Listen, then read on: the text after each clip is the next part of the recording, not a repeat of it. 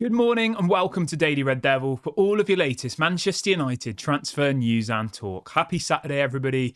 The weekend is here. It is also match day, of course. We play Newcastle United later on today. Lots of stuff to get into before we discuss that, though. As always, do make sure to smash a like on the video. Do subscribe to the channel if this is your first time watching. On the show today, we're going to be talking about Manchester United's pursuit of Stuttgart striker Guirassy. We'll also be talking a little bit about Donny van de Beek, who looks set to leave the club in the January window. And we're also going to be revealing some truths about Onana, which Erik ten Hag said in his press conference last night. Lots of other bits to get into as well on the show today. So do make sure to get involved in the comment section. Have your say. Let me know your thoughts on everything Manchester United. So let's start the show off with this story about Donny van de Beek. Now, the headline this morning is that apparently Manchester United will look to loan Donny van de Beek to Juventus on a 6-month deal with an obligation to buy at the end of it. That sounds okay to me. Obviously, I would much rather us get money in the January window, but whether or not that will happen is debatable. I think we struggled to sell him in the summer, not because there wasn't clubs wanting to buy him, but because the clubs that wanted to buy Donny were not clubs that he deemed worthy, which I think is maybe a little bit strange considering he's barely played any football, but fair play to him. I mean, if he sat in Manchester earning £120,000 a week, and then you have another club, a lesser club, come in to try and buy him and offer him half the money, would you do it? Probably not. So I do get it, but from a footballing perspective, to choose to just sit on the bench versus to go and play every single game, it kind of shows where his head's at the moment. He could have gone to a lesser team, played every minute this season, and then maybe at the end of this season got a move to a bigger clubs. But anyway, it is what it is. So it does look like that he will be leaving in January, and it looks like Juventus is a likely option for Donny. Obviously, I'm a little bit disappointed that Donny van de Beek hasn't worked out at United. He was one of those players that really, really excited me when he joined. I was really excited about him. I thought he would be exactly what we needed. And I'll be honest, I don't think I ever really saw anything good from Donny van de Beek. I thought he was just average the whole time. Like, I don't remember one game where I'll say, oh yeah, remember when Donny van de Beek had that amazing game? It didn't work out overall, but I'll remember that game. Like, there isn't that moment for me, but maybe I'm missing something here.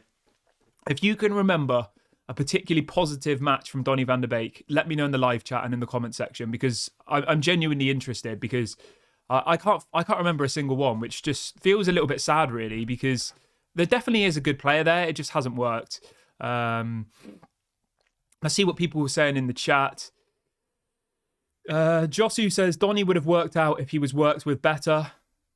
The thing is, mate, I want to agree with you, but he came in under Ole Gunnar Solskjaer. Ole clearly didn't seem to want him. He wanted Jude Bellingham, didn't he? And didn't get Jude Bellingham. He barely played under Ole Gunnar Solskjaer. Then you've got Erik ten Hag coming in, who was his manager at Ajax. He didn't play him either. Like, it can't just be there must be something going on behind the scenes. I know, obviously, he had quite a bad injury. I mean, the fact that he's been here for 3 years now, that's crazy, isn't it? He was starting for the Netherlands. He was a regular first-team player. Obviously, he went off on loan to Everton. That didn't really work out for him either. It just hasn't been a very good 2 or 3 years, so yeah, I think the best thing that can happen now is if Donny is to go. Hopefully, I wish him all the best. I hope he gets his spot back in the Netherlands team. I hope he does well at Juventus. And as long as we get some money for him, I'll be happy. We paid 39 million euros for him, which in the grand scheme of things isn't a vast amount of money. Obviously, it is for me or you, but in footballing terms, it was about 30 million pounds. Which, for a midfielder of his potential, I thought was actually quite a good deal at the time.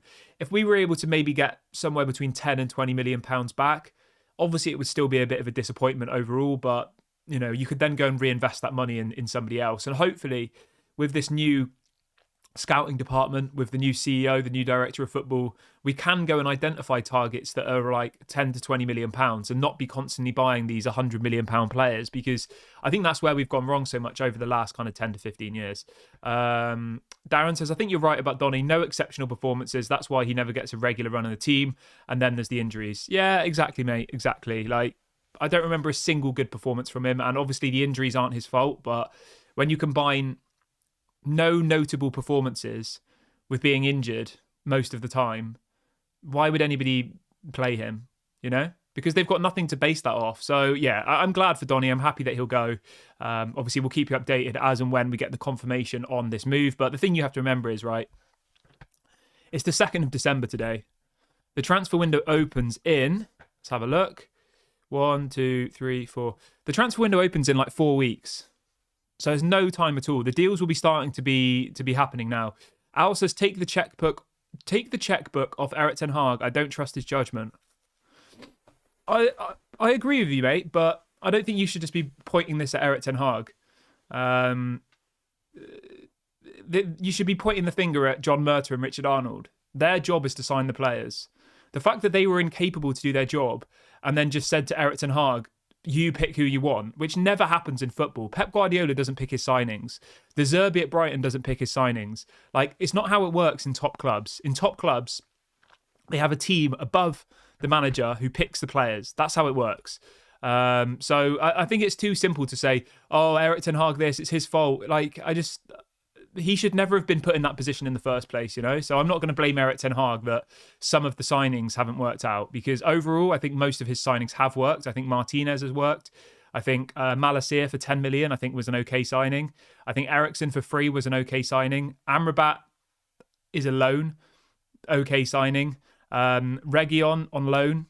Like, he hasn't really had everything he wants. Obviously, everyone's going to say Anthony. Anthony has obviously been a poor signing. I'll admit to that. But was Erik ten Hag the one who went out to Ajax and negotiated with Ajax? Answer me that. Was he the one that went over there and said, we'll give you 100 million euros after Ajax quoted us, I think, 50 million euros about 2 months before? Was that Erik ten Hag? Or was that John Murtough and Richard Arnold? The only reason they got Anthony, remember, is because we lost the first 2 games of the season. We lost 2 games, and then they went and bought Casemiro for 70 million and Anthony for 100. Neither of those players were going to come to Manchester United because United didn't want to spend the money on them. We lost against Brighton, we lost against Brentford, and then they went and splashed near to 200 million in the space of a week. Like, just let that sink in for a second. So when you're pointing the blame at Erik ten Hag, just acknowledge how reactionary John Murtough and Richard Arnold were. They didn't know who their top signings were. They lose 2 matches, the fans get angry, and then they go and waste nearly £200 million. What else we got? Somebody says we need Mason Greenwood back. People saying Mason Mount is a flop. I don't think it's really fair to say Mason Mount's a flop, to be completely honest with you. I will say this, right? I did not want Mason Mount at Manchester United. I thought it was a strange signing. I'll agree to that. But to call him a flop, I think is a little bit too soon. He's literally played the equivalent of 5 games this season. He's played 600 minutes of football, which is, what's that? That's about 6 games worth of football. And people are calling him a flop. I just think that's a little bit unfair. I think you should be giving players at least a season or 2 to prove themselves. Do I think it was a good signing? No. Did I want him to come? No. But will I give him a chance? Yes. Whereas with Onana, I think it's slightly different. Like, people are out to get him because he's made these massive mistakes, which I'm going to talk about in a minute, because there's actually a very different way to look at the Onana situation. In fact, let's talk about it now. So I was doing a bit of research and also listening to Erik ten Hag's press conference from last night. And apparently Onana has the second highest shot stop completion, whatever you call it, shot stop save percentage in the whole Premier League after Alisson. He's the second highest. And if you look at how many shots Manchester United have faced this season versus last season, it's like double.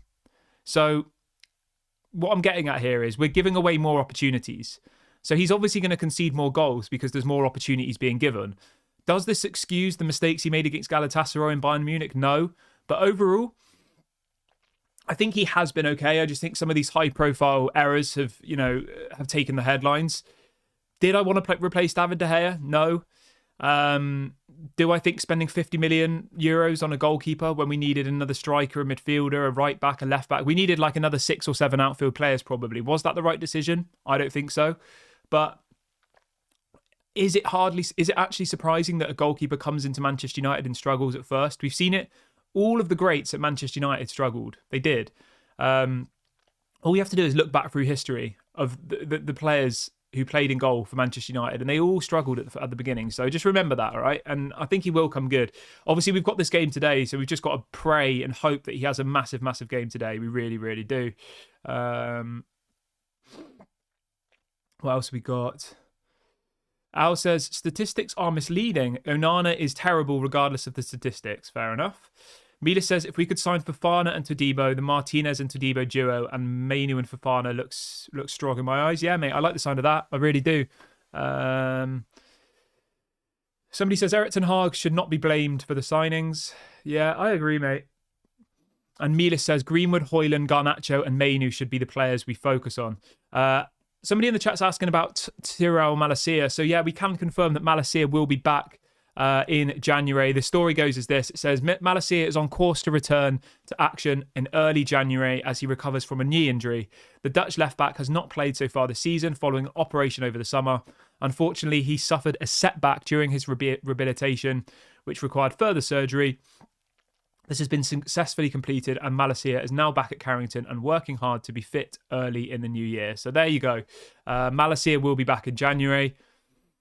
I'll be honest, I think obviously it's good to have players back, and I wish him a speedy recovery, but I don't really feel like Malacia coming back is going to change us to like a title-winning team. I know everyone knows that, no one's being naive this morning, but the only thing I will say is this.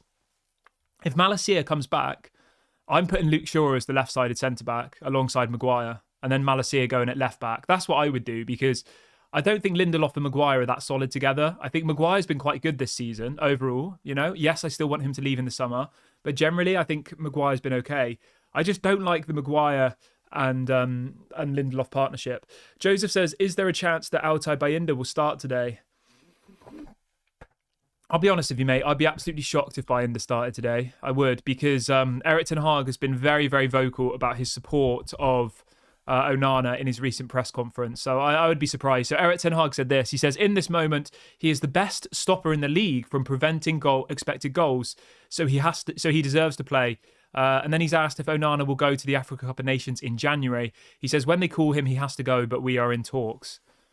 I don't really know what that means. But Ten Hag is defending his goalkeeper. I mean, it's his signing. He has to defend him, doesn't he? He can't just throw him under the bus after 15 games. You can't come out and say that we lost the Galatasaray game because of Onana. Yeah, you just simply can't do that, can you? Right, let's move over to the story about the striker, though, because I know everyone gets very excited about new players and new signings and stuff. So, we spoke about this guy on the show a couple of days ago, and this story has literally blown up since we spoke about it. I think it was on maybe Thursday. Now, first of all, you've got Florian Plettenberg, obviously the Sky Sports journalist, and he is reporting this morning that Manchester United are now very interested in signing Serhou Guirassy. United is a serious option for Guirassy once it becomes concrete from United's side. They're informed about all the details of the deal. So the deal would be £15 million. He's got a release clause that becomes active in the January transfer window. The story then goes on to say that Guirassy would be very interested in joining United. Okay. And then you've got another story saying the representatives of Guirassy are increasingly confident that the striker will move to the Premier League in January. His agents believe there is interest from Manchester United amongst others. Now, the thing we have to be very, very careful about here is, right, Manchester United's name is always thrown into the mix to try and bump up the price of players, to try and generate more interest in players. So we've got to be very, very careful about where this story might actually go. Do I think this Guirassy guy is good enough to play for Manchester United? I mean, he scored 15 goals in the Bundesliga. I think he probably is. Now, am I sat here saying that he's, the best striker in the world? No. Am I sat here saying I would rather him over Kane or Osimhen or someone like that? No. But considering where we are at the moment and considering what our budget is, do I think he'd be a good option for £15 million? Yes. Is he the best option?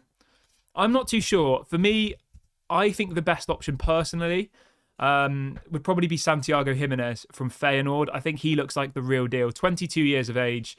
He has just signed a new contract, though, which does make it a little bit more complicated. My understanding is that the release clause on his new contract is around £35 million. So it's nearly triple what you'd have to pay for Guirassy. But when you look at it, one of them's 22, Jimenez, and the other's 27. Like, there's a reason why one is more expensive than the other. One is more prolific. So the release clause is, let me just double check for you quickly.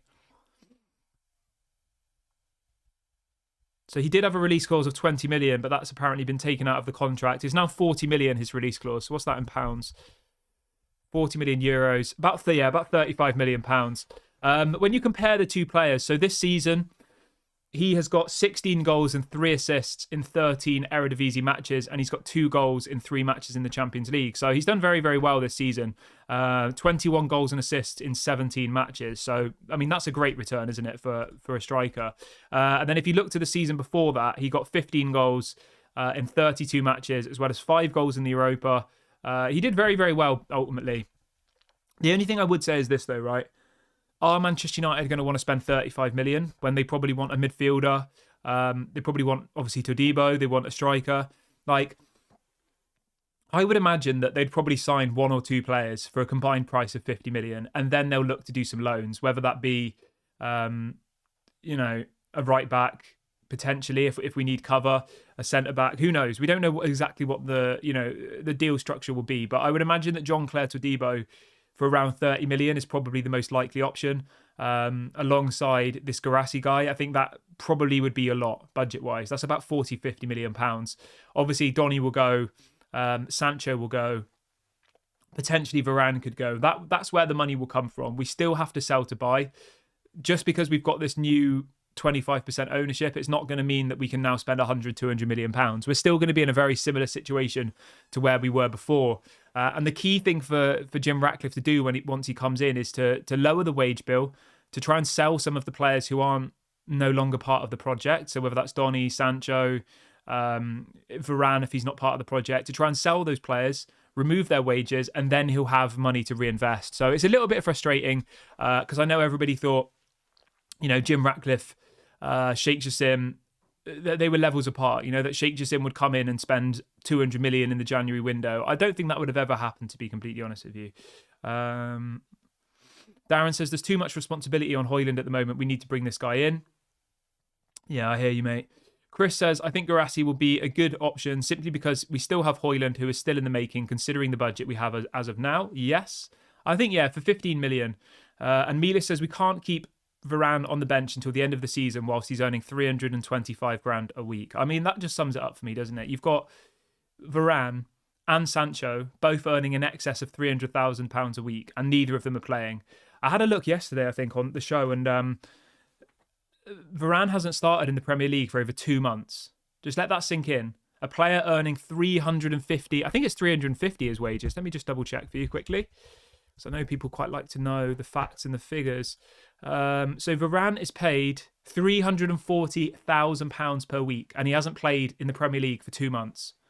And then you've got Casemiro, £350,000 a week. I mean, it's crazy. Jadon's on 250. So between Jadon and Varane, you've got £600,000 a week worth of wages being ultimately given to them for nothing. What's that a month? 6, 12, 18, 24. That's £2.5 million a month in wages for 2 players. 2.5 million. What's that a season? £25 million a season. I mean, it's absolutely ridiculous. Now, I know people will say, you need squad depth, but Johnny Evans is ahead of Varane. Like, I don't get this whole squad depth argument. He's not using him at all, so just let him go. And if we do need to sell to buy, then sell him and spend the money, because otherwise you've got this player sat on the bench and you're not getting anything out of them. It's ridiculous. Let's see what else people are saying. Jay says Eredivisie players don't tend to work in the Premier League. And then Joe has replied to Jay saying, what about Suarez? That's a fair enough point, yeah. Mila says, who is making the scouting and buying decisions at the moment? Mate, I have no idea, to be honest. Like, we are obviously expecting this new director of football and CEO to come in, but that hasn't been made official yet. So we'll have to wait and see what happens there. Joshua says Nico Williams would have been nice, but he resigned with Atletico. Yeah. Darren says wages on the pitch is main thing the club needs to get right. Highest earners should be starting at any club. 100%, mate. 100%. If Varane's not going to start, he needs to go. You can't have someone on 340 grand a week sat on the sides. You just can't. That's not how football works for me. Like, I understand that the manager should be able to pick his team, but if you don't want him, sell him. Don't come out and say, he's part of the project and all the rest of it. I just don't buy it. But I'm going to wrap the video up here, guys. Let me know your thoughts on everything in the comment section below. Thank you so much for watching. Obviously, we will be back later on today. I hope everyone has a lovely Saturday, and I'll speak to you all a bit later.